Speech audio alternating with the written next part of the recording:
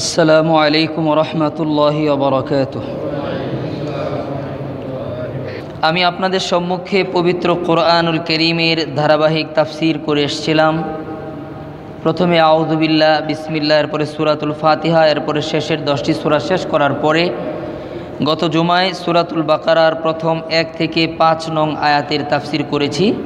আজকে 6 এবং 7 নম্বর আয়াতে কারিমা তেলাওয়াত করেছি। আল্লাহ রাব্বুল আলামিন যদি আমাকে তৌফিক দান করেন, আল্লাহ তাআলার দয়া যদি শামিল হাল হয়, তাহলে কালামে হাকিমের সূরাতুল বাকারা এর 6 এবং 7 নম্বর আয়াতে কারিমা আজকে তাফসীর করবার জন্য চেষ্টা করব। আপনারা দোয়া করেন, সময়ের প্রয়োজনে ইখলাসপূর্ণ অতীব জরুরি দ্বীনি কথা আমলের নিয়তে আল্লাহ তাআলা যেন আমাদেরকে বলবার শুনবার তৌফিক দান করেন। আজকে আপনাদের সামনে যেই দুটি আয়াত পড়েছি, এই আয়াত দুটির মূল বিষয়বস্তু হচ্ছে মানুষের মধ্যে আল্লাহ তাআলা যে প্রকারভেদ করেছেন, এই মানুষের প্রকারভেদ নিয়ে আজকে আলোচনা হবে। গত জুমায় আপনাদের সামনে আমি 1 থেকে 5 নম্বর আয়াতে কারিমার তাফসীর করতে গিয়া মুত্তাকি হওয়ার পদ্ধতি বলতেছিলাম। এর মধ্যে 1 নম্বর পদ্ধতি বলেছিলাম যে মুত্তাকি হতে গেলে মুত্তাকি বান্দাদের সংস্পর্শে যেতে হয়, মুত্তাকি বান্দাদের সোহবত নিতে হয়। সোহবত কি জিনিস? আপনারা ম্যাগনেট তো নিশ্চয়ই চিনেন, চুম্বক। ম্যাগনেটের সাথে যদি একটি লোহার একটু ঘর্ষণ দেওয়া হয়, তাহলে কিছু সময়ের জন্য ওই লোহাটাও ম্যাগনেট হয়ে যায়। ওটা দিয়ে আরেকটি লোহার সাথে দিলে দেখবেন চুম্বকের কাজ করতেছে। আসলে ওই লোহাটা কিন্তু চুম্বক ছিল না, চুম্বকের সংস্পর্শে যাওয়ার কারণে ওই লোহার মধ্যেও চুম্বকের গুণাবলী আল্লাহ তাআলা দিয়ে দেন। তো মুআজ্জাজ হাজিরিন, সোহবত এমন একটা জিনিস। সোহবত সম্পর্কে আরেকটি কথা বলি, সামনে আলোচনা যাচ্ছি। আপনারা নিশ্চয়ই জালালউদ্দিন রুমি রহমতুল্লাহি আলাইহির নাম শুনেছেন। তিনি আমাদের কওমি মাদ্রাসায় 2টি কিতাব আছে, গুলিস্তা এবং বুস্তা। গুলিস্তা, বুস্তা, এই কিতাব দুটির রচয়িতা আল্লামা জালালউদ্দিন রুমি রহমতুল্লাহি আলাইহি। তিনি তার কিতাবের মধ্যে একটি ছোট্ট শের বলেছেন কবিতার মধ্যে, সেটা হলো সুহবতে সলেহ তোরা সলেহ কোনত, সুহবতে তলেহ তোরা তলেহ কোনত। এর বাংলা অর্থ হচ্ছে সৎসঙ্গে স্বর্গবাস, অসৎসঙ্গে সর্বনাশ। এই কবিতা বলতে গিয়া আল্লামা জালালউদ্দিন রুমি রহমতুল্লাহি আলাইহি একটা চমৎকার গল্প লিখেছেন, ছোট্ট গল্প। উনি বলেন, বেশ কিছু লোক দ্বীনের দাওয়াত নিয়ে এক পাহাড়ি অঞ্চলে যাচ্ছেন। খুব খেয়াল করবেন, আপনারা দাওয়াত ও তবলিগের মানুষ যখন গাশতের জন্য যায়, খেয়াল করলে দেখবেন একজন থাকে রাহবার, আরেকজন থাকে জিম্মাদার। এক লাইন ধরে যায়, রাস্তা প্রশস্ত হইলেও তারা এক লাইনে হাঁটে, এটা নিয়ম। তো আল্লামা জালালউদ্দিন রুমি রহমতুল্লাহি আলাইহি লিখেন যে দ্বীনের দাওয়াতের মেহনত নিয়ে একজন সাধক এক জামাত নিয়ে হেঁটে যাচ্ছিলেন। পাহাড়ি পথ, সরু পথ, একজন একজন করে হাঁটতে হয়। যিনি রাহবার, যিনি সামনে, কিছু দূর যাওয়ার পরে হঠাৎ করে নাক ছিটকিয়ে পিছনে চলে আসছে যে কি, এখানে কে যেন মল ত্যাগ করেছে, অর্থাৎ মানুষের পায়খানা, এবং এত নোংরা এবং বাজে কীড়া ধরেছে, এমন বিশ্রী অবস্থা। উনি দেখে নাক ধরে পিছনে সরে আসছে, বলতে সেটা যাওয়া সম্ভব না। তো এই জামাতের যিনি জিম্মাদার ছিলেন, তিনি অনেক বড় আল্লাহওয়ালা। তিনি বললেন, তোমরা পিছনে আসো, আমি সামনে যাই। তিনি সামনে গিয়ে তার মাথার পাগড়ি খুলে ওই পায়খানা বিষটা, ওই ময়লাটাকে ঢেকে দিয়েছেন। ঢেকে দিয়ে উনি আগে পার হয়েছেন, সবাইকে বলছে তোমরা পার হও। একে একে একে একে সবাই ওই ময়লাটা পার হয়ে গেছে। একটু সামনে গিয়া ওই সাধক, যিনি এই জামাতের যিনি আমির ছিলেন, জিম্মাদার ছিলেন, তিনি কাঁদতেছিলেন। জালালউদ্দিন রুমি রহমতুল্লাহি আলাইহি বলেন যে ওই জিম্মাদার যখন কাঁদতেছিলেন, অন্য অন্য সাথীরা বললেন যে আপনি কাঁদছেন কেন হজরত? বলতেছে, আমি কাঁদতেছি, এটা একটা আধ্যাত্মিক কথা, যে আমি কাঁদতেছি এজন্য এই পায়খানা আমাকে বলতেছিল যে আমি মানুষের সংস্পর্শে যাওয়ার আগে খুব লোভনীয় ছিলাম। যখন খাবারের টেবিলে ছিলাম, যখন পাতিলের মধ্যে ছিলাম, যখন প্লেটের মধ্যে বাড়া হয়েছে, আমার দিকে মানুষ লোভনীয় দৃষ্টিতে তাকাতো। আমাকে দেখলে মানুষের জীবের মধ্যে লালা চলে আসতো, আমার এত কদর আর এত ইজ্জত আর এত সম্মান ছিল, কিন্তু মানুষের স্পর্শে যাওয়ার পরে মাত্র 4-5 ঘন্টা মানুষের পেটের মধ্যে ছিলাম, আজকে আমার এই পরিণতি হয়ে গেছে। মুআজ্জাজ হাজিরিন, জালালউদ্দিন রুমি রহমতুল্লাহি আলাই এই শের বলার মাধ্যমে বুঝাইলেন মানুষ এমন এক জিনিস, এর টাচ লাগলে এই অবস্থা হয়ে যায়। এজন্য আল্লামা জালালউদ্দিন রুমি রহমতুল্লাহি আলাই বলেন, সুহবতে সালেহ তোরা সালেহ কুনদ, সুহবতে তালেহ তোরা তালেহ কুনদ, যে সৎ সঙ্গে স্বর্গবাস, অসৎ সঙ্গে সর্বনাশ। এজন্য আপনাকে আমাকে সিদ্ধান্ত নিতে হবে আমি কোন শ্রেণীর লোকদের সাথে মিশব, কাদের সাথে চলব। যদি ভালো মানুষের সাথে মিশি, আমি যদি মন্দও হই, ইনশাআল্লাহ একটি সময় তার গুণে গুণান্বিত হয়ে আমি ভালো হয়ে যাব। আর আমি যদি ভালো মানুষ হই, যদি অসৎ সঙ্গ আমি গ্রহণ করি, একটা সময় আমার ভালো গুণগুলা বিলুপ্ত হয়ে যাবে। এই জন্য আল্লাহ রাব্বুল আলামিন পবিত্র কোরআনের শুরুতে বলেছেন হুদাল্লিল মুত্তাকিন, এই কোরআন মুত্তাকিদের জন্য হিদায়েত। তাহলে আমাদেরকে মুত্তাকি হতে হবে। মুত্তাকি হওয়া যায় 3 পদ্ধতিতে। এর মধ্যে 1 নম্বর পদ্ধতি হলো যে মুত্তাকি বান্দাদের সংস্পর্শে যাওয়া। আল্লাহ রাব্বুল আলামিন আমাদের সকলকে আপনি মুত্তাকি সব শ্রেণীর লোকের মধ্যে পাবেন ইনশাআল্লাহ। আপনি রাজনীতিবিদের মধ্যেও ভালো মানুষ আছে, পুলিশের মধ্যেও ভালো মানুষ আছে, ডাক্তারদের মধ্যেও ভালো মানুষ আছে। এরপরে বিভিন্ন শ্রেণীর লোকের কাছে গেলে আপনি ইনশাআল্লাহ দিনদার মানুষ পাবেন, যদিও সংখ্যায় কম, কিন্তু পাবেন আপনি। এজন্যে আমরা যে যে শ্রেণী পেশারই হই না কেন, ওই শ্রেণীর মধ্যে যারা দিনদার, আল্লাহকে মহাব্বত করে, ওই সমস্ত লোকদের সংস্পর্শে আল্লাহ যেন আমাদেরকে থাকবার তৌফিক দান করেন। সকলে বলি আমিন। এটা গেল মুত্তাকি হওয়ার 1 নাম্বার উপায়। 2 নম্বর, আমাদেরকে এই জিনিসটা সব সময় আমাদের মস্তিষ্কে রাখতে হবে যে আল্লাহ তাআলা সব কিছু দেখেন এবং সব কিছু শোনেন। ইন্নাহু বিআয়ুনিনা, আল্লাহ কোরআনে বলেছেন তার কুদরতি চোখ দিয়ে সব কিছু আল্লাহ দেখেন, সুবহানাল্লাহ, এবং সব কিছু আল্লাহ শোনেন। ইন্নাল্লাহা সামিউম বাসীর, আল্লাহ সব শোনেন, সব কিছু দেখেন। তো আল্লাহ কেমন শোনেন এটার ব্যাখ্যায় আল্লামা ইবনে কাসির রহমতুল্লাহি আলাইহি লিখেন যে পৃথিবীর জমিনের মধ্যে পিঁপড়া হাঁটে, হাঁটে না পিঁপড়া, দল বেঁধে বেঁধে হাঁটে। পিঁপড়ার মধ্যেও আবার অনেক প্রকার আছে, কিছু পিঁপড়া আছে একটু বড়, কিছু পিঁপড়া আছে মাঝারি, কিছু পিঁপড়া আছে একেবারে ছোট। সব থেকে ছোট যে পিঁপড়া, এই পিঁপড়া যে জমিন দিয়ে হাঁটে, এটা একমাত্র মাইক্রোস্কোপ যন্ত্র ছাড়া এটার আওয়াজ কি আমরা শুনতে পারবো? কখনোই শুনতে পারবো না। আল্লাহ সুবহানাহু ওয়া তাআলা আরশে আজিম থেকে এই জমিনের একেবারেই গর্তের ভিতরে যখন কোনো পিপিলিকা হাঁটে, আল্লামা ইবনে কাসির রহমতুল্লাহি আলাইহি লেখেন যে আল্লাহ তাআলা তার কুদরতি শ্রবণ শক্তি দিয়ে ওই জমিনের মাটির নিচের আপনার পিপিলিকার হাঁটার পায়ের আওয়াজও আল্লাহ তাআলা শোনেন। তো আল্লাহ এমন শোনেন, এমন দেখেন। এই জিনিস যদি কেউ মনে রাখতে পারে, তাহলে ওই লোকটা আস্তে আস্তে কি হয়ে যাবে? মুত্তাকি হয়ে যাবে, তাকওয়াওয়ালা হয়ে যাবে। আল্লাহ যে শোনেন, আল্লাহ যে দেখেন, এটার একটা ছোট্ট হাদিস আপনাদেরকে বলি। আমিরুল মুমিনিন হজরতে খলিফা ওমর ইবনুল খাত্তাব রাদিয়াল্লাহু তাআলা আনহু, তিনি যখন খলিফাতুল মুসলিমিন, তিনি রাত্রবেলা ঘুরে ঘুরে জনগণের খোঁজ নিতেন। গভীর রাত্রে তাহাজ্জুদ পড়ে, তাহাজ্জুদের আগে, তাহাজ্জুদের পরে, মাঝে মধ্যে এমনিই একদিকে ছদ্মবেশে গিয়ে জনগণের খোঁজ খবর রাখতেন।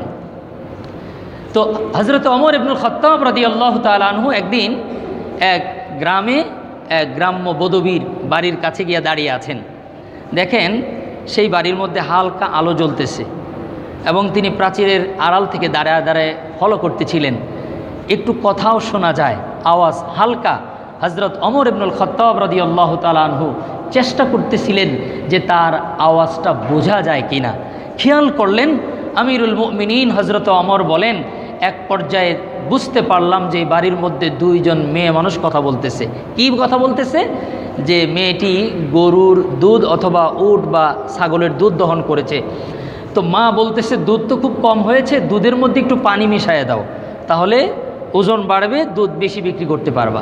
তখন মেয়েটি বলতেছে, মা তুমি কি জানো না আমাদের আমিরুল মুমিনিন খলিফাতুল মুসলিমিন ওমর আইন করেছে দুধে পানি মিশালে কঠিন শাস্তি হবে।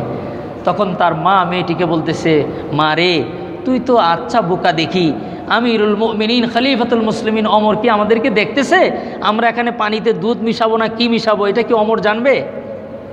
তখন মেয়েটি বলতেছে, মা গো হয়তোবা আমিরুল মুমিনিন তিনি দেখছেন না, এখানে উপস্থিত নেই, কিন্তু আল্লাহ জাল্লা জালালুহু আম্মা নওয়ালুহুকে কিভাবে তুমি গোপন রাখবা, আমার আল্লাহ তো দেখতে পাচ্ছেন। সুবহানাল্লাহ।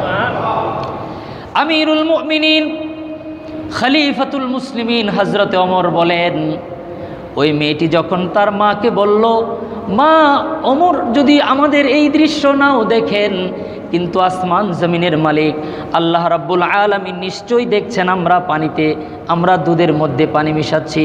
হযরত ওমর বলেন, পরের দিন আমি মসনদে যাওয়ার পরে প্রশাসনের লোক দিয়া ওই মহিলা এবং তার মাকে রাজ দরবারে ডাকলাম। ডাকার পরে আমি আমার কলিজার টুকরা আব্দুল্লাহ বিন ওমরকে দিয়া ওই মহিলার মেয়ের সাথে আমি বিবাহ বন্ধনে আবদ্ধ করে দিলাম। এটা হলো তাকওয়া, এটা হলো আল্লাহ ভীতি। কি যে আল্লাহ সব শোনেন, সব দেখেন। আজকে যদি আমরা আল্লাহ শোনেন এবং দেখেন এটা যদি আমরা বিশ্বাস করতাম, তাহলে বাংলাদেশে এত টাকার বস্তা এখন আর বের হতো না। আজকে যদি ঘরে ঘরে তল্লাশি চালানো হয় বেচে বেচে কিছু মানুষকে, আমার তো মনে হয় যত টাকা ঋণ আছে আর অর্ধেক ঋণ এমনি পরিশোধ করা যাবে। আল্লাহ তাআলা হিদায়াত দান করেন, এই জাতিকে আল্লাহ তাআলা সহি বুঝ দান করেন। মানুষের মধ্যে যখন পশুত্ব চূড়ান্ত পর্যায়ে চলে যায় তখন মানুষ এমন হয়ে যায়। আপনারা দেখবেন কুকুরের একটা বৈশিষ্ট্য আছে, একটা এলাকায় যদি একটা গরু মারা যায়, সেখানে কুকুর যদি তিনটাও থাকে অন্য এলাকার কোনো কুকুরকে ঢুকতে দিবে না। কারণ কুকুর মনে করে গরু পুরাটা আমি একাই খাবো। আসলে সে কিন্তু তিনটা মিলে এক রানও কিন্তু খেতে পারবে না। আমরা যা দেখলাম বাংলাদেশে, একজন মানুষের কত টাকা লাগে বলেন, কত টাকার প্রয়োজন। আল্লাহ তাআলা এই জাতিকে হিদায়াত নসিব করেন, বলুন আমিন। আমাদেরকেও আল্লাহ তাআলা এই সমস্ত এদেরকে কি বলবো, আল্লাহ কোরআনের মধ্যে বলছেন এরা পশুর চেয়েও নিকৃষ্ট, পশুর চেয়েও নিকৃষ্ট, যারা জনগণের জান মালকে এভাবে কুক্ষিগত করে। আল্লাহ তাআলা তাদের থেকে আমাদেরকে হেফাজত করেন। মুআজ্জাজ হাজিরিন, তো মুত্তাকি বান্দাদের সুহবতে গেলে মুত্তাকি হওয়া যায়। আরেকটা পদ্ধতি হলো আল্লাহ সব শোনেন, আল্লাহ সব দেখেন, আল্লাহ সব শোনেন, আল্লাহ সব দেখেন। এই থিওরি যদি মাথায় রাখা যায়, তাহলে এইভাবে একটা দেশে এত লুটতারাজ করেছে এটা কেউ কখনো কল্পনা করতে পারবে না।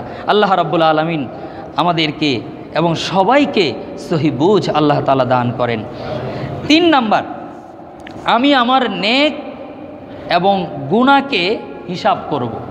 আমি আমার নেক এবং গুনাহকে হিসাব করব। এই কাজ যদি মানুষ খুব বেশি বেশি করে, তাহলে একজন মানুষ আস্তে আস্তে কি হয়ে যাবে, মুত্তাকি হয়ে যাবে, তাকওয়াওয়ালা হয়ে যাবে। আল্লাহ পবিত্র কোরআনের শুরুতেই বলেছেন হুদাল লিল মুত্তাকিন। এই কোরআন দ্বারা সবাই উপকৃত হবে না। কারা উপকৃত হবে? যারা মুত্তাকি। মুত্তাকি কেমনে হব? এইভাবে মুত্তাকি হব। আল্লাহ তাআলা আমাদেরকে শিখিয়ে দিলেন যে মুত্তাকি হওয়ার আগে তোমরা তোমাদের গুনাহগুলাকে হিসাব করো, যে কত গুনাহ তোমরা জীবনে করছো, এবং তোমরা তোমাদের নেক আমালগুলাকে হিসাব করো যে কতটুকু নেক আমাল তোমরা করছো। অর্থাৎ কোনো মানুষ যদি দৈনিক সকাল থেকে নিয়ে সন্ধ্যা পর্যন্ত কতগুলা গুনাহ করছি আমরা জানি না? আমরা অবশ্যই আমাদের গুনার কথা জানি। কতগুলা নেক কাজ করছি এটাও আমরা জানি।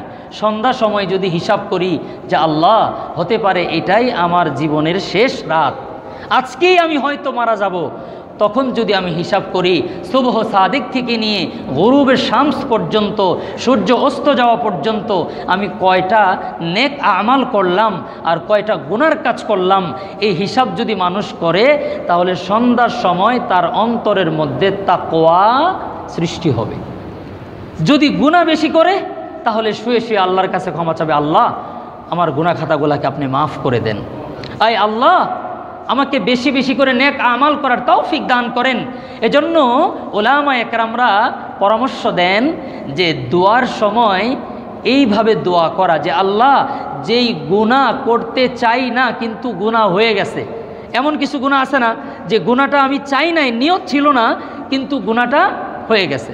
ধরেন আপনি বাজারে যাচ্ছেন, রাস্তার মধ্যে হঠাৎ করে একটা অশ্লীল পোস্টার, আমার বুকটা জুড়িয়ে গেছে। আমাদের দেশের ছাত্ররা বাংলাদেশের মাত্র ৩-৪ দিনের মধ্যে পুরো বাংলাদেশের সমস্ত দেওয়ালগুলা পরিষ্কার করে ফেলেছে। আলহামদুলিল্লাহ বলেন। আল্লাহ যেন তাদেরকে এই দেশ বিনির্মাণ করবার জন্য আল্লাহ যেন তাদেরকে কাজে লাগায় এবং তাদেরকে যেন আল্লাহ সঠিক পথে থাকার তৌফিক দান করেন। আগে একটা সময় আমরা দেখেছি মেয়েকে নিয়ে এক রিকশায় রাস্তায় গেলে ওয়ালের মধ্যে তাকানো যাইত না, লজ্জা হতো যে কোন দেশে বাস করি। লজ্জায় মেয়ের সাথে বসা, চোখটা নিচের দিকে তাকিয়ে থাকতে হতো আমাদেরকে। কারণ এই ওয়াল, এই দেওয়ালে এমন পোস্টার শোভা পায়, দেখলে মনে হয় এই দেশের সব মানুষের চরিত্র এরকমই, না হলে ওয়ালে ওয়ালে কেন থাকবে। মুআজ্জাজ হাজিরিন, এই যে আপনি বের হলেন, আমি বের হলাম, একটা নোংরা ছবি আপনার আমার চোখের সামনে পড়লো, এটা তো নিশ্চয়ই আমরা নিয়ত করি না এটা দেখব, হঠাৎ চোখে পড়ে গেছে। এজন্য আল্লাহর কাছে দোয়া করতে হবে।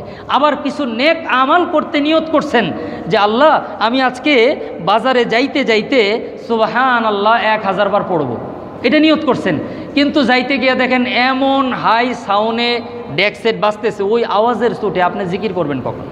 তাহলে নেক আমলের নিয়ত ছিল, করতে পারেন নাই, গুনাহ করতে চান নাই, গুনাহ হয়ে গেছে। এজন্য সন্ধ্যার সময় হিসাব নিকাশ করে আল্লাহর কাছে দোয়া করবেন। রব্বুল আলামিন, আয় আল্লাহ তাআলা, সকাল থেকে নিয়ে সন্ধ্যা পর্যন্ত ও মালিক, যত গুনাহ করার নিয়ত ছিল না কিন্তু গুনাহগুলা হয়ে গেছে, আল্লাহ গো আপনার কুদরতি পায়ে ধইরা মাপ চাই, ওই গুনাহগুলার জন্য কিয়ামতের দিন হিসাব নিয়েন না। আয় আল্লাহ তাআলা, সকাল থেকে নিয়ে সন্ধ্যা পর্যন্ত যত নেক আমাল করার নিয়ত করেছিলাম, পারিভাষিক কারণে আমালগুলা করতে পারি নাই, আল্লাহ গো নিয়তের কারণে রব্বুল আলামিন আমাকে ওই নেক আমালের সওয়াবগুলা দান করে দেন। আপনি যদি নিয়ত করেন, সওয়াব কামাই করার জন্য পারেন নাই, এই দোয়া করার কারণে আল্লাহ তাআলা আপনার আমার আমল নামায় সওয়াবগুলা দিয়ে দিবেন। নিয়তের পাওয়ার কত দেখেন। সহিহ বুখারী শরীফের প্রথম হাদিস, ইন্নামাল আমালু বিন্নিয়াত। নিয়তের পাওয়ারটা আপনাদেরকে বোঝাই। আমি আগে যেই মসজিদে ছিলাম সেখানে আমি মাঝে মধ্যে এই কথাটা বলতাম যে বাংলাদেশে যত মসজিদগুলো আমরা দেখি মানুষের দানের টাকায়, আমার ধারণা ম্যাক্সিমাম মসজিদগুলো হারাম টাকা দিয়ে করা। কারণ যারা এই হারামখোরগুলো যারা বেশি বেশি দান করে, অনেক টাকা দান করে, ওরা তো জনগণের টাকা চুরি করে নিয়ত করে এরকম যে এই টাকাটাকে 3 ভাগ করবো, 1 ভাগ দান করবো, আরেক ভাগ চিকিৎসা করবো, আরেক ভাগ সন্তানদের জন্য রেখে যাবো, এরকম নিয়ত করে। ওই হারাম টাকাগুলা দিয়েই এদেশের মসজিদগুলোকে টাইলস করা হয়েছে, ওই হারাম টাকাগুলা দিয়েই এদেশের মসজিদগুলোকে এসি করা হয়েছে, ম্যাক্সিমাম মসজিদ, বিশেষ করে পাবলিক ফাংশনে যে মসজিদগুলা, আমি সরকারি প্রতিষ্ঠানের কথা বলছি না। যেই কারণে মসজিদ সুন্দর হয়েছে, মুসল্লিদের চরিত্র সুন্দর হয় নাই। যদি হালাল টাকা থাকতো, আল্লাহর পয়গম্বরের সাহাবীরা যেই মসজিদে নামাজ পড়তেন, খেজুরের পাতার মসজিদ ছিল, বৃষ্টির পানি মসজিদের জমিনের মধ্যে পড়তো আর কাদা মসজিদে মুসল্লিদের কপালের মধ্যে লাগতো। ওই সেজদা কাদাযুক্ত মাটিতে সেজদা হয়েছে, ওই সেজদার কারণে আল্লাহ রাব্বুল আলামিনের আরশে আজিম পর্যন্ত কেঁপে গিয়েছে। আর আমাদের ঈমান দুর্বল হওয়ার কারণে দোয়া কবুল হইতে 16-17 বছর সময় লাগে। এত সোজা না। আগে আমাদের তাকওয়া অবলম্বন করতে হবে, ঈমানকে মজবুত করতে হবে, তাহলে সেজদা দিতে দেরি হবে, রব্বে করিম দোয়া কবুল করতে দেরি করবেন না। মুআজ্জাজ হাজিরিন, সেজন্যে আমরা যদি তাকওয়া অবলম্বন করার যেই প্রক্রিয়া 3টি আছে, এর মধ্যে 3 নম্বর হলো আল্লাহ রাব্বুল আলামিন আমাদেরকে যে তৌফিক দিয়েছেন নেক আমল করার, কতটুকু করেছি, গুনাহ করতে নিষেধ করেছেন, কতটুকু গুনাহ হয়ে গেছে, এটার হিসাব প্রত্যেক দিন সকাল এবং সন্ধ্যায় করা উচিত। যদি করি তাহলে আমি বুঝতে পারবো আমার ব্যবসার কি অবস্থা। যেই সমস্ত বিজনেসম্যানরা হিসাব ভালো বুঝে না, তারা ব্যবসায় লস খায়। যারা হিসাব ভালো বুঝে, ব্যবসায় কোনো দিন তারা লস খাবে না। আমার অনেক ব্যবসায়িকদের সাথে পরিচয় আছে, তারা বলেছে ব্যবসায় লস কোনো শব্দ নাই। লস কখন হয়? যখন হিসাবে ভুল করে। ঠিক তদ্রূপভাবে একজন ঈমানদার বান্দার কোনো দিনই লস হবে না যদি সে প্রতিদিন এটা হিসাব সে করে। অর্থাৎ সন্ধ্যার সময় হিসাব করলে আজকে নামাজ কি এক ওয়াক্ত ছুটে গিয়েছে কিনা, তাহলে নামাজটাকে আমি কাজা পড়ে নিব, বেঁচে যাব। আর যদি হিসাবই না করি, হিসাবই নাই আমি আজকে এক ওয়াক্ত নামাজ ছুটে গেছে কি গেছে না খবরই নেই, তার তো অবস্থা খারাপ হবেই। আল্লাহ রাব্বুল আলামিন আমাদেরকে মুত্তাকি হওয়ার তৌফিক দান করেন। আমি আজকে নতুন তাফসিরে যাচ্ছি, গতকালকেরটা শেষ করলাম। আল্লাহ রাব্বুল আলামিন মুত্তাকিদের কথা বলার পরে আল্লাহ তাআলা বলতেছেন, বিসমিল্লাহির রহমানির রহিম, ইন্নাল্লাযীনা কাফারু সাওয়াউন আলাইহিম আআনযারতাহুম আম লাম তুনযিরহুম লা ইউমিনুন। আল্লাহ রাব্বুল আলামিন বলেন, ইন্নাল্লাযীনা কাফারু, নিশ্চয় যারা কাফের, সাওয়াউন আলাইহিম আআনযারতাহুম আম লাম তুনযিরহুম, হে নবী আপনি তাদেরকে ভীতি প্রদর্শন করুন আর নাই করুন, তারা কখনো ঈমান আনবে না।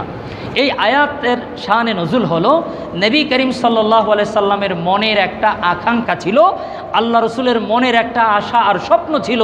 নবীজি বলেন, আমার মনটাই চায় পৃথিবীর সব মানুষ ঈমানদার হয়ে যাক।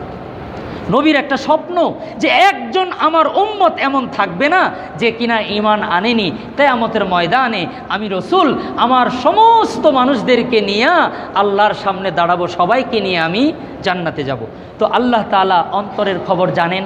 আল্লাহ দেখতে পেলেন যে নবীর মনের স্বপ্ন সবাই ঈমানদার হবে, তো এটা তো কখনো হবে না। এজন্য আল্লাহ তাআলা নবীকে বলে দিলেন, নবী গো, আপনার মনের মধ্যে যে আকাঙ্ক্ষা, যে আবেগ, যে উদ্বেগ আছে, এটা কোনোদিনই বাস্তবায়ন হবে না। আপনি জেনে নেন কি, ইন্নাল্লাযীনা কাফারু সাওয়াউন আলাইহিম, ওগো নবীজি নিশ্চয়ই যারা কাফের, সাওয়াউন আলাইহিম আনযারতাহুম আম লাম তুনযিরহুম, তাদেরকে আপনি আখিরাত সম্পর্কে, জাহান্নাম সম্পর্কে, কিয়ামতের ময়দানে হিসাব নেওয়া হবে, এগুলা যতই ওয়াজ করেন না কেন, সাওয়াউন আলাইহিম, তারা বরাবর লা ইউমিনুন, কোনোদিন তারা আল্লাহর প্রতি ঈমান আনয়ন করবে না। কেন? আল্লাহ রাব্বুল আলামিন এরপরে বলেন, খতামাল্লাহু আলা কুলুবিহিম, খতামাল্লাহু আলা কুলুবিহিম ওয়া আলা সামঈহিম ওয়া আলা আবসারিহিম গিশাওয়াতুন ওয়া লাহুম আযাবুন আযীম। আল্লাহ পাক বলেন, নবী আপনি যতই বুঝান কাজ হবে না। কেন? খতামাল্লাহু আলা কুলুবিহিম, আল্লাহ তাআলা তাদের হৃদয়ের মধ্যে মোহর মেরে দিয়েছেন, ওয়া আলা সামঈহিম, এবং তাদের কানের মধ্যে আল্লাহ তাআলা কুলুব এঁটে দিয়েছেন, ওয়া আলা আবসারিহিম, তাদের চোখের উপর পর্দা ঢেলে দিয়েছেন, গিশাওয়া ওয়া লাহুম আযাবুন আযীম, নিশ্চয় তাদের জন্য আছে কঠিন শাস্তি। এই আয়াতের অনেক তাফসির আছে, আমি বর্তমান সময়ের একটা উদাহরণ দিই তাহলে ভালো বুঝবেন। এই যে আমরা এখন পত্রিকায় দেখতেছি 7 ব্যাংক থেকে 36,000 কোটি টাকা একজনেই মেরে দিয়েছে, অথচ উনি নিজেই ওয়াজ করছে, অনেক ওয়াজ করছে যে দুর্নীতি করা যাবে না, একটি টাকাও নষ্ট করা যাবে না, জনগণের জানমাল খাওয়া যাবে না, আমি সহি হাদিস অনুযায়ী চলি, আমি কোরআন অনুযায়ী চলি। উনি কিন্তু ভালো ওয়াজ করতে পারে। এই ওয়াজ করার পরে 7 ব্যাংক থেকে মাত্র কত হাজার কোটি? 36,000 কোটি। কয়জন? একজনের এই অবস্থা। এটা কেন হয়েছে জানেন? এটার ব্যাখ্যা হলো এটা, আল্লাহ বলেন খতামাল্লাহু আলা কুলুবিহিম, অন্তরটা মোহর মারা ছিল, প্রমাণ বিপদ দেখে দাড়ি কেটে ফেলছে। এটা হলো একেবারে লেটেস্ট তাজা তাফসির, এটা সহজে বুঝবেন। কারণ অন্তরে মোহর না মারা থাকলে মরতে রাজি আছে, মানুষ কি দাড়ি কাটে নাকি? আল্লাহ তাআলা এই আয়াতগুলার তাফসিরও মাঝে মধ্যে একেবারে হাতে কলমে আল্লাহ মাঝে মধ্যে প্র্যাকটিস করায় বুঝায় দেয়, প্র্যাকটিক্যাল বুঝায় দেয়। এরপরেও তারা বুঝে না, কারা? যাদের অন্তরে আল্লাহ কি মেরে দিয়েছেন? সিল মেরে দিয়েছেন। আল্লাহ এই কথাই কোরআনে বলেছেন, খতামাল্লাহু আলা কুলুবিহিম ওয়া আলা সামঈহিম, ওগো নবীজি ওই সমস্ত লোকদেরকে যতই বুঝান না কেন তারা কোনোদিন বুঝবে না। কারণ কি? তাদের অন্তরের মধ্যে আল্লাহ রাব্বুল আলামিন মোহর মেরে দিয়েছেন। ওয়া আলা সামঈহিম ওয়া আলা আবসারিহিম, তাদের কানের মধ্যে আল্লাহ কুলুব এঁটে দিয়েছেন, ওয়া আলা আবসারিহিম গিশাওয়া, এবং চোখের মধ্যে রব্বে কারিম পর্দা ঢেলে দিয়েছেন। শুধুই কি তাই, এটা শুধু দুনিয়ার মধ্যে আল্লাহ সিম্পল দেখাইলেন, এটার আসল শাস্তি কোথায়? আল্লাহ তাআলা বলেন, ওয়ালাহুম আযাবুন আযীম ফিল আখিরাহ, আখিরাতে আরো চমৎকার সিনারি দেখতে পাবেন ইনশাআল্লাহ। কঠিন সিনারি দেখবেন, সেই সিনারি দেখার পরে তো নিজে যে নগ্ন হয়ে থাকবো এটার দিকে খেয়াল থাকবে না। এই দৃশ্য আখিরাতে আল্লাহ তাআলা দেখাবেন। এটার দুই একটা সাধারণ নমুনা দুনিয়াতে দেখান। আমাকে একজন লোক বলে যে হুজুর আল্লাহর গজব কেমনে হয় দেখে গেলাম। আমি বললাম না, এটা আল্লাহর গজব না, আল্লাহর গজব দেখার যোগ্যতা আপনি রাখেন না। আল্লাহর গজব কত ভয়ঙ্কর এটা কল্পনা করতে পারেন না। এটা তো আল্লাহ কিছুই দেখান নাই, শুধু রহমতটা একটু সরাইছেন, শুধু তার দয়াকে সরিয়ে নিয়েছেন। এটাকেই গজব বলছেন? গজব দেখলে কি বলবেন? গজব তো দেখব কোথায়? আখিরাতে, কিয়ামতের ময়দানে দেখবেন। এদেশের 18 কোটি জনগণের একটি টাকাও কেউ যদি মেরে খায়, 18 কোটি মানুষের কাছে ক্ষমা চাইতে হবে। এত সোজা না। আপনি কোনো ব্যক্তির যদি টাকা মেরে খান, তার কাছ থেকে মাপ চাইলেই শেষ, ঝামেলা শেষ। বাদী একজন, আর বাদী যদি হয় কোনো মামলার 18 কোটি, সেই মামলার অবস্থা কি? আল্লাহ তাআলা বুঝার তৌফিক দান করেন। আল্লাহ পাক এরপরে বলেন, ওয়ামিনান নাসি মান ইয়াকুলু আমান্না বিল্লাহ ওয়া বিল আখিরাতি ওয়া মা হুম বিমুমিনিন। লোকদের মধ্যে কিছু লোক এমন আছে, আল্লাহ বলেন অমিনান নাস, কিছু লোক এমন আছে, মাইয়াকুলু, তারা বলে আমান্না বিল্লাহ, আমরা আল্লাহর প্রতি বিশ্বাস স্থাপন করলাম, ওয়াবিল ইয়াউমিল আখির, এবং আখিরাতের প্রতিও বিশ্বাস স্থাপন করলাম, ওয়ামা হুম বিমুমিনিন, আল্লাহ তাআলা বলেন বরং তারা ঈমানদার নয়। এখন বলেন তো, আল্লাহর কথা সত্য না আমাদের কথা সত্য? নিশ্চয়ই নিশ্চয়ই আল্লাহর কথা সত্য।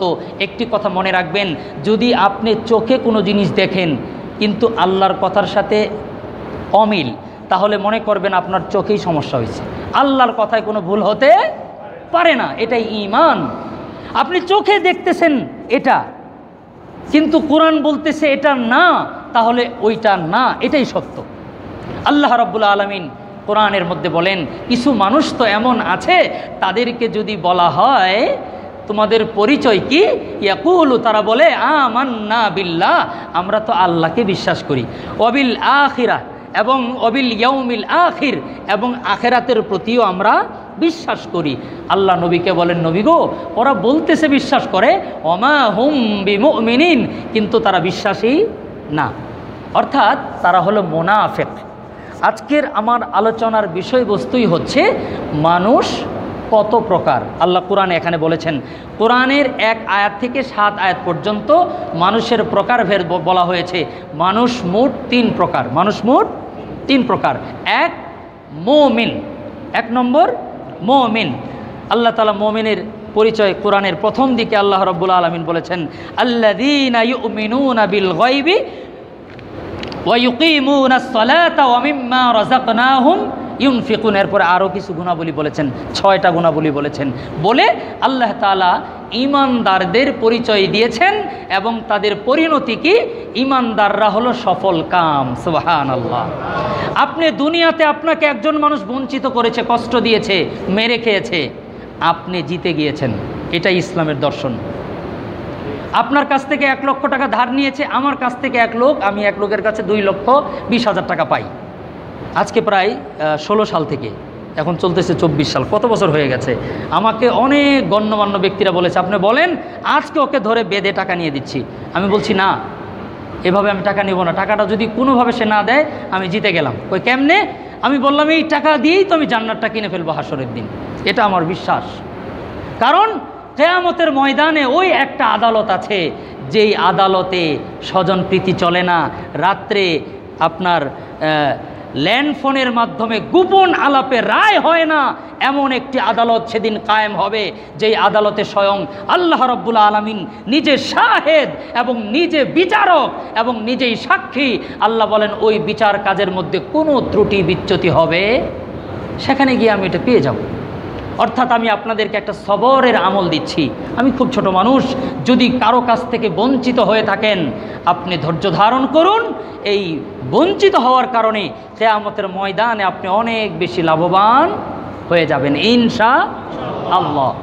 তো কিয়ামতের বিশ্বাস এটা হলো ঈমানদারের একটা বিরাট বড় গুণ। আল্লাহ রাব্বুল আলামিন প্রথমে মুমিনদের কথা বললেন, দ্বিতীয় নম্বরে আল্লাহ তাআলা কাফেরের কথা বললেন। মানুষের মধ্যে দ্বিতীয় প্রকারের মানুষ হলো যারা কাফের। কাফের কারা? কাফের আল্লাহ রাব্বুল আলামিন কাফেরদেরকে নিয়ে খুব বেশি কথা বলেন নাই। কেন কথা বলেন নাই জানেন? দেখবেন মানুষের একটা গুণ আছে, আল্লাহরও একই গুণ আছে। আল্লাহর গুণটা অনেক ব্যাপক, আমাদেরটা ছোট কম। আমাদের একটা গুণ আছে, যদি কোনো মানুষের উপর অনেক বেশি রাগ হয়, অনেক বেশি কষ্ট লাগে, তখন অনেক সময় কিচ্ছু বলি না, আমরা চুপ থেকে যাই। অনেক জ্ঞানী গুণীরা বলে যে নীরবতা সবচাইতে বড় প্রতিবাদ। এটা কিন্তু অনেক জ্ঞানী লোকদের কথা, নীরবতা অনেক সবচাইতে বড় প্রতিবাদ। তো আল্লাহ তাআলা কাফের বেঈমানদের ব্যাপারে নীরব। কাফেরদের কথা আল্লাহ বলেছেন ওরা চিরস্থায়ী জাহান্নামী, ওরা চিরস্থায়ী জাহান্নামী, আর বেশি কিছু বলেন নাই।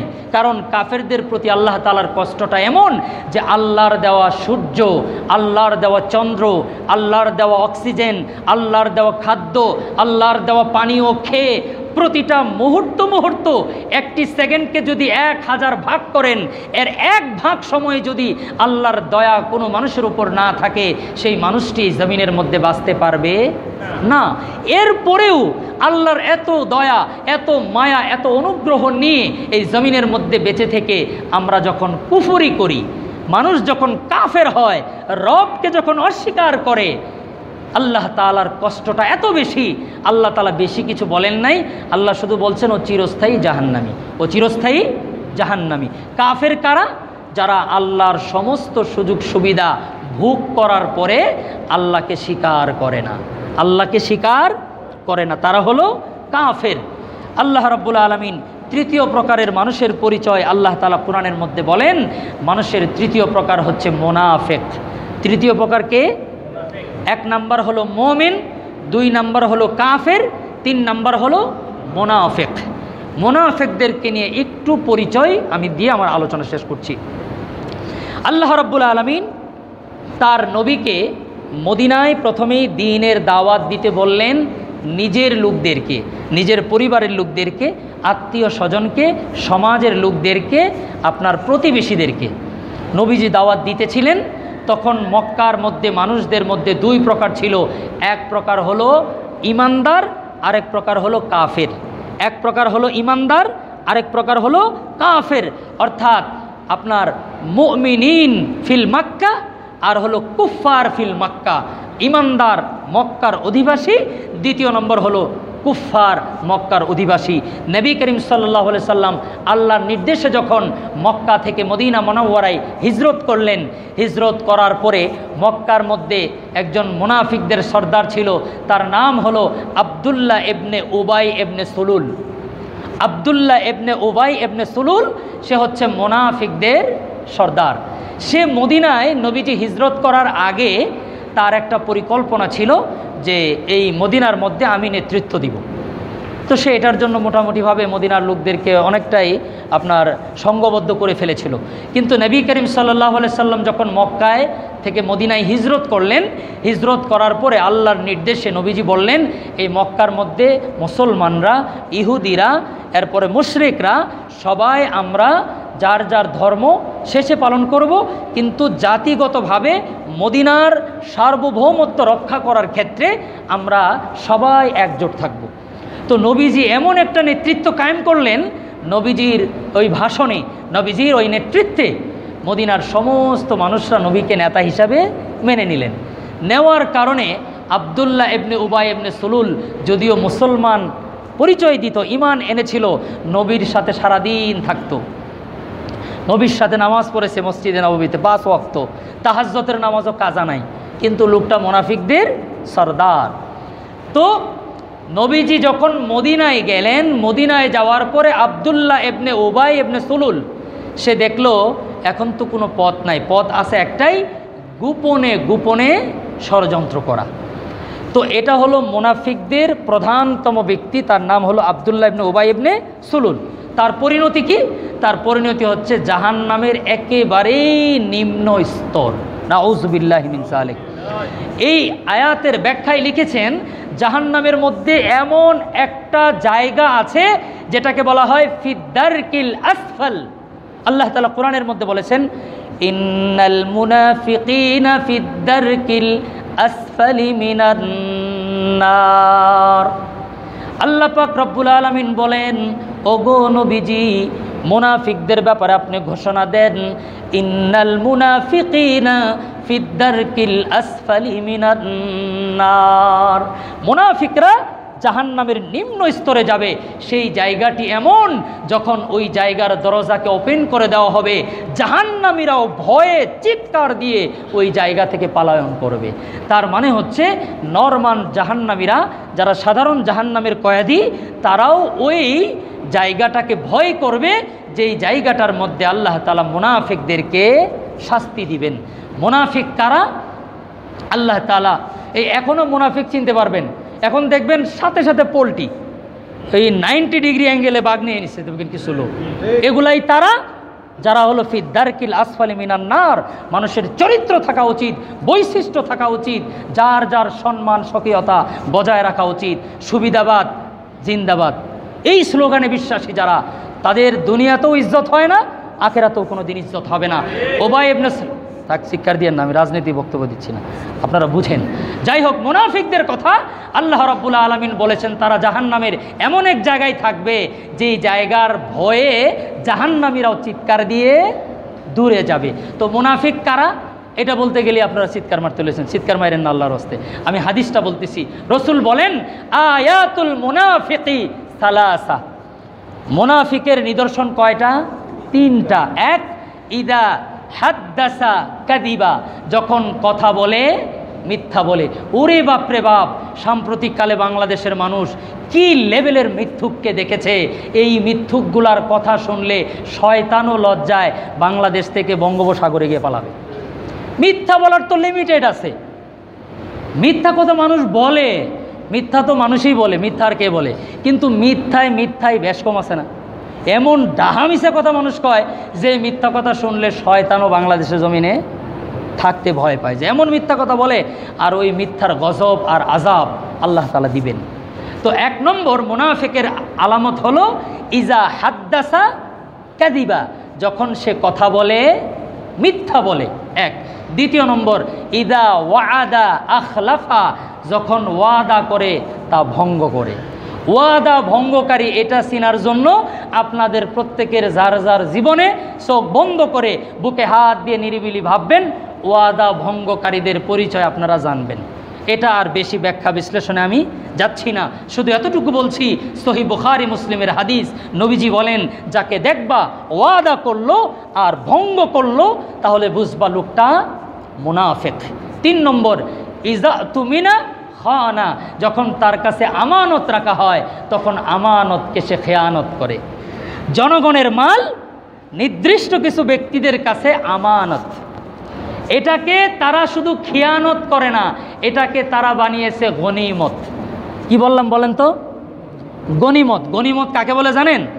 ইসলামের মধ্যে সর্বশ্রেষ্ঠ হালাল হলো গনিমতের মাল। সর্বশ্রেষ্ঠ হালাল কি? গনিমতের মাল। যুদ্ধের মধ্যে গিয়া যখন মুসলমানরা বিজয় অর্জন করার পরে যেই মালকে আল্লাহ তাআলা মুসলমানদেরকে দান করেন, ওই যুদ্ধের কাফেলার যিনি আপনার সেনাপতি, উনি এটা মুজাহিদদের মধ্যে বন্টন করে দেন। কারণ এই মাল অর্জন করতে গিয়া তারা তাদের জীবনকে বাজি রেখেছে।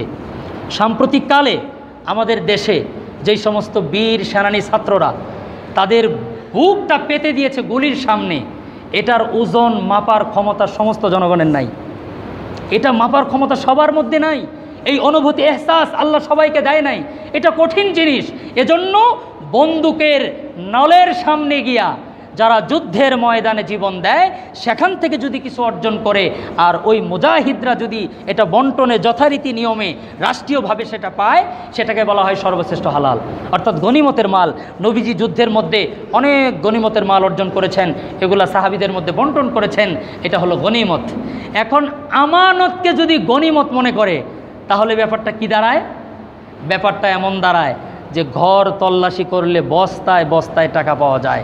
বেশি দিন বাকি নাই, নদীর কিনারায় খেয়াল করলে নদীর আশপাশে ড্রেনের মধ্যেও টাকার বস্তা পাওয়ার সময় এসে গেছে। পাওয়া যাবে, কয়েকদিন পরে পাওয়া যাবে। খবরদার, পাইলেও আবার নিজের ঘরে উঠায়েন না, এটা কিন্তু আরেক বিপদে পড়ে যাবেন। আল্লাহ তাআলা এই জাতিকে, আমাদের প্রত্যেককে শিক্ষা নেওয়ার তৌফিক দান করেন। এটা হলো মুনাফিকের চূড়ান্ত আলামত, যে যার কাছে কোনো জিনিস আমানত রাখা হয়েছে এটাকে খালি খেয়ানতি না, এটাকে বানিয়েছে গনিমত। মনে করছে এটা তো আমারই লাগবো, সবই আমার। আল্লাহ রাব্বুল আলামিন এই মুনাফিকি থেকে আমাদের দেশ জাতিকে হেফাজত করেন। তো আল্লাহ পাক কোরআনের মধ্যে সূরা বাকারার 7 নম্বর আয়াতের মধ্যে আল্লাহ তাআলা এই মুনাফিকদের কথা বলেছেন, ওয়া মিনান নাসি মান ইয়াকুলু আমান্না বিল্লাহ, তারা বলে আমরা ঈমান আনছি। এমন দেখবেন তাদের কাছে কিছু টুপিও আছে, কিছু পাঞ্জাবিও আছে। দেখবেন তারা নামাজের মধ্যে দাঁড়ায়া ঈদের নামাজের কবে জানাজার নামাজ, এরকম বলার মুসল্লি বাংলাদেশে আছে। জানাজার নামাজে গিয়ে নিয়ত করে ঈদের নামাজ। এরাই তারা যারা ঈমানের সাথে কোনো সম্পর্ক নাই, কিন্তু পাক্কা ঈমানদার বলে আমানতু বিল্লাহ, আমরা আল্লাহর প্রতি ঈমান এনেছি। আল্লাহ তাআলা এরপরে বলেন, ওয়াবিল ইয়াউমিল আখিরি ওয়া মা হুম বিমুমিনিন, এবং তারা বলে আমরা আখিরাতকেও বিশ্বাস করি, অথচ তারা মুমিন নয়। মুআজ্জাজ হাজিরিন, সামনে এই কথাগুলি আরও আসতেছে। আমার আজকে সামনের আয়াত যেহেতু না, আমি সামনে যাচ্ছি না, আমি পিছনের কথাগুলি ফিনিশিং দিচ্ছি। অর্থাৎ আল্লাহ রাব্বুল আলামিন সূরাতুল বাকারার শুরুতে বললেন হুদাল্লিল মুত্তাকিন। পবিত্র কোরআনে আরেকটি জায়গার মধ্যে আল্লাহ তাআলা বলেছেন হুদাল্লিন নাস। কোরআন সবার জন্য হেদায়েত, কিন্তু সবার জন্য উপকারী না। কথাটা খুব খেয়াল করে বুঝেন। কোরআন সবার জন্য হেদায়েত, সবার জন্য উপকারী না। এটা বোঝার জন্য একটা দৃষ্টান্ত দিয়েছিলাম আপনাদেরকে। আপনার গরুর গোশত, খাসির গোশত, মুরগির রোস্ট, কুরমা, পোলাও, এরপরে হচ্ছে আপনার খুব দামি দামি রসমলাই, মিষ্টি, এগুলা খুব স্বাস্থ্যসম্মত খাবার, রিচ ফুড।